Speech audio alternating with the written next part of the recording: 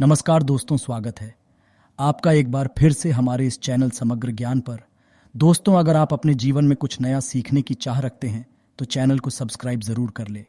AUM नमः शिवाय, हर हर महादेव, जय भोलेनाथ। आप सबको पता ही है कि श्रावण का बहुत ही पवित्र महीना चल रहा है। हम सबके प्यारे देवों के देव महादेव जी की कृपा सदैव आप भक्तों पर यूं ही बनी रहे। आपकी सारी मनोकामनाएं, सारी इच्छाएं पूरी हो, ये महादेव जी से प्रार्थना करता हूँ। उम्मीद करता हूं कि श्रावण माह आपके लिए अच्छा ही चल रहा होगा। यदि नहीं चल रहा तो आप सभी हमारे साथ बने रहे।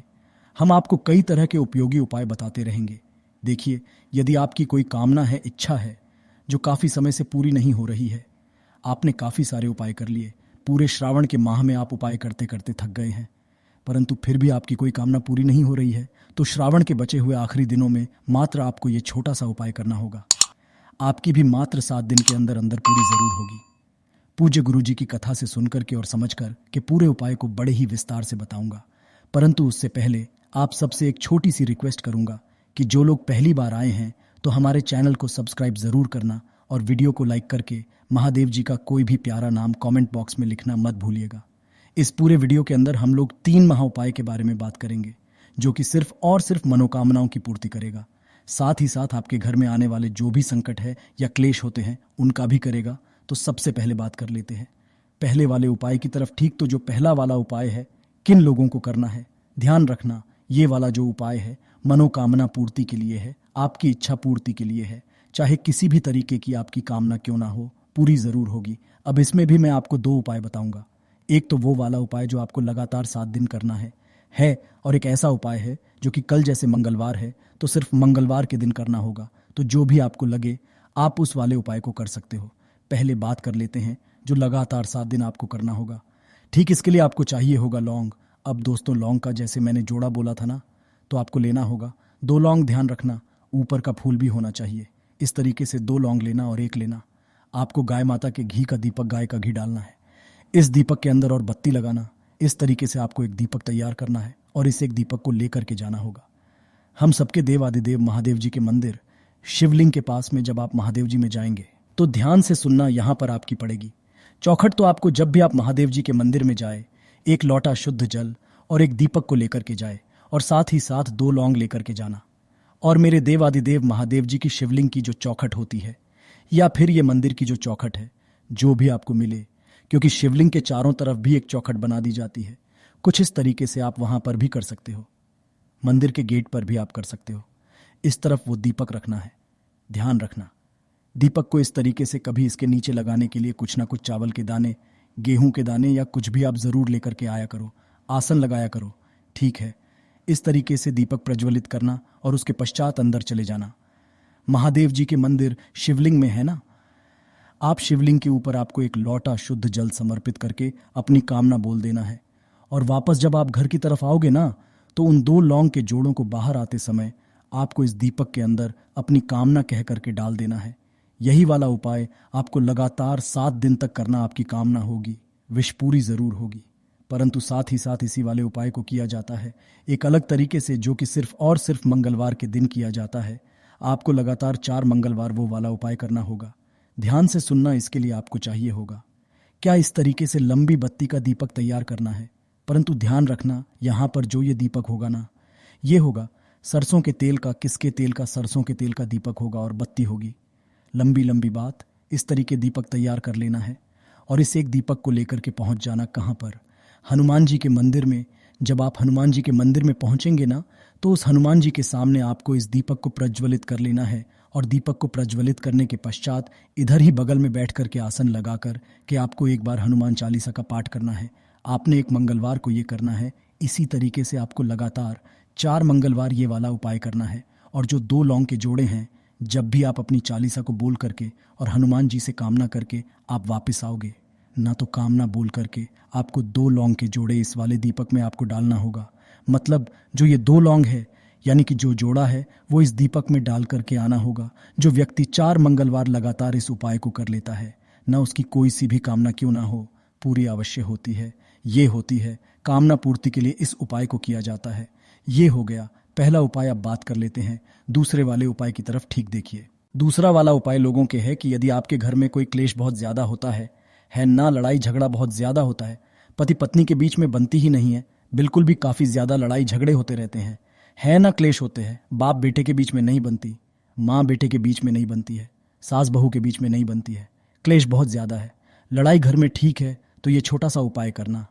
इसके लिए मात्र आपको चाहिए होगी एक बेलपत्र, और ना मिले तो आप शिवलिंग से भी उठा सकते हो। ये चीज़ ध्यान रखना, धो करके, और उसे भी काम में ले सकते हो। तो इस तरीके से आपको पत्र चाहिए जो कहीं से भी खंडित टूटी फूटी ना हो। एक लोटा लेना, शुद्ध जल अपने घर का शुद्ध जल है ना। गुरुदेव सदैव कहते हैं जब भी आप जल चढ़ाइए शिवलिंग पर अपने घर का शुद्ध जल लेकर के आइए। उसके पश्चात में आपको लेना होगा थोड़ा सा शहद। अब ये शहद कितना लेना है तो ज़्यादा नहीं लेना है, थोड़ा सा चुटकी भर। अब इस बेलपत्र पर लगाने लायक ठीक है, इतना सा शहद चाहिए। ठीक इन सभी को लेकर के पहुंचना मेरे देव आदिदेव महादेव जी के मंदिर शिवलिंग के पास। किसी भी दिन चले जाना, अपनी कामना कहते हुए हफ्ते में एक बारिश जरूर करना उत्तर दिशा, यानी कि नॉर्थ डायरेक्शन की तरफ मुंह करके बैठ जाना है ना। उसके पश्चात आपको करना क्या होगा, जो आपने ये बेलपत्र लिया है उस एक बेलपत्र की तीनों पत्तियों पर आपको शहद लगाना होगा। इस तरीके से, है ना, जो चिकना वाला हिस्सा है ना, उस तरफ में आपको शहद लगाना होगा तीनों के तीनों की पत्तियों पर। ठीक है, यहाँ पर लगाने के पश्चात इसे इस जगह से पकड़ना, और पकड़ने के पश्चात आपको इसे उल्टा, यानी कि जो शहद वाला हिस्सा है ना, वो रहना चाहिए। शिवलिंग से टच माता अशोका पर आपको समर्पित करना है, कुछ इस तरीके से कि डंडी का भाग जो रहेगा वो रहेगा जलाधारी की तरफ, बड़ी वाली पत्ती रहेगी शिवलिंग की तरफ में, है ना।